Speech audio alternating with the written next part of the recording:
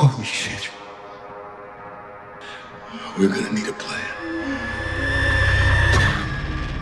تریلر قسمت 7 فصل 4 سریال فرام منتشر شد و برخلاف چیزی که اول به نظر میاد احتمالا یکی از مهمترین قسمت‌های این فصل رو داریم، چون برای اولین بار چند تا از بزرگترین معماهای داستان دارن به هم وصل میشن، از گذشته جید و تابیتا گرفته تا نقش واقعی مرد زردپوش و حتی قدرتی که ممکنه پشت خود شهر پنهان شده باشه. من آرشم و اینجا سینما آرشه.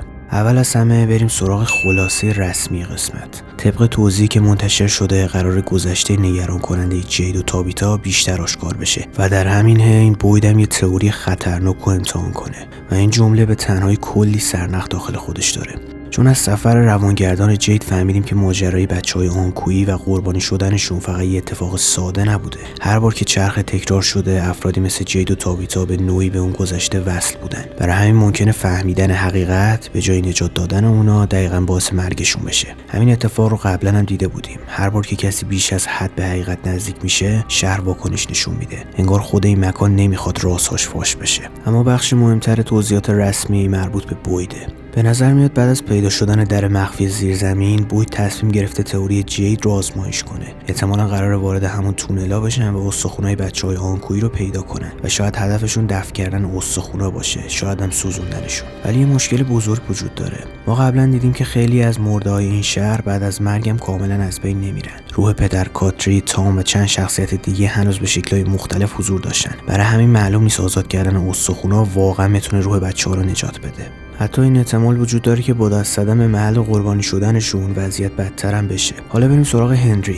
به نظر من مهمترین شخصیت این تریلر هنریه. تقریبا تمام شاتایی که ازش میبینیم نشون میده وضعیت ذهنیش در حال فروپاشیه. صداهایی میشنوه که بقیه نمیشنون، نورهایی میبینه که بقیه متوجهش نمیشن و رفتارش روز به روز شبیه‌تر به ابی میشه. اینجاست که باید برگردیم به اتفاق قسمت قبل. سوفیا خون خودش رو به هنری داد، اتفاقی که به شکل عجیبی شبیه انتقال خون مارتین به بوید بود. جالب‌تر اینه که دیالوگام تقریبا مشابه بودن. مارتین به بوید گفته بود از کجا میدونی ابی اشتباه میکرد؟ شاید همه اینا خواب باشه و سوفیا تقریبا همون جمله رو برای هنری تکرار کرد. برای همین احتمال داره هنری الان دقیقاً وارد همون مسیری شده باشه که ابی قبلا واردش شده بود. یعنی کم کم باور کنی که همه مردم شهر داخل یه خواب، کما یا آزمایش گیر افتادن و برای بیدار شدن باید کشته بشن. اگه این اتفاق بیفته هنری میتونه به یکی از خطرناکترین آدمای شهر تبدیل بشه. از طرف دیگه هم ممکنه بوید با دیدن وضعیت هنری بالاخره جزئیات بیشتری از اتفاقایی که برای ابی افتاد رو به یاد بیاره و ما هم برای اولین بار تصویر کامل اون ماجرا رو ببینیم. اگه تا اینجای ویدیو رو تماشا کردین و از محتوای من خوشتون میاد،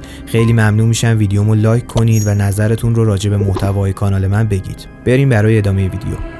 اما یکی دیگه از بخش‌های مهم تریلر مربوط به ویکتوره. ویکتور و تابیتا رو کنار ماشین مرد زردپوش می‌بینیم. همون ماشینی که مدت‌هاست به عنوان یکی از رازهای بزرگ داستان شناخته میشه. وقتی ویکتور صندوق و داشبورد ماشین رو باز میکنه، کاملا مشخصه که چیزی باعث شده خاطرات قدیمیش دوباره برگردن. احتمالاً داخل ماشین وسیله‌ای وجود داره که به میراندا یا حتی خود مرد زردپوش مربوط میشه. و اگه این حدس درست باشه، شاید بالاخره بفهمیم مرد زردپوش قبل از قتل عام بزرگ دقیقاً چه نقشی داشته. نکته جالب اینجاست که ویکتور همیشه زمانی که به یه خاطره مهم نزدیک میشه سعی میکنه فراموشش کنه. برای همین بعید نیست ابتدا مقاومت کنه و بگه چیزی یادش نمیاد، اما بعداً بخشی از حقیقت رو فاش کنه. توی بخش دیگه تریلر میبینیم که بوید مردم شهر رو جمع کرده. به نظر میاد قراره درباره عملیات ورود به تونلا با همه صحبت کنه. واکنش فاطیما اینجا خیلی مهمه، چون خودش قبلا گفته بود میتونه احساسات اسماعیلی رو حس کنه و اسماعیلی هم میتونه احساسات اون رو بفهمه. اگه این ارتباط هنوز وجود داشته باشه، فاطیما ممکنه تبدیل به مهمترین راهنما برای پیدا کردن هیولاها باشه. شاید حتی قبل از ورود به تونلا بتونه تشخیص بده موجودات دقیقاً کجا هستن. اما عجیب ترین بخش تریلر مربوط به سوفیاست. توی یکی از صحنه‌ها میبینیم که سوفیا داخل همون انباری نشسته و میگه وقت بازیه. اگه دقت کنید محیط اطرافش شباهت زیادی به جایی داره که جسد راجر رو نگهداری میکردن.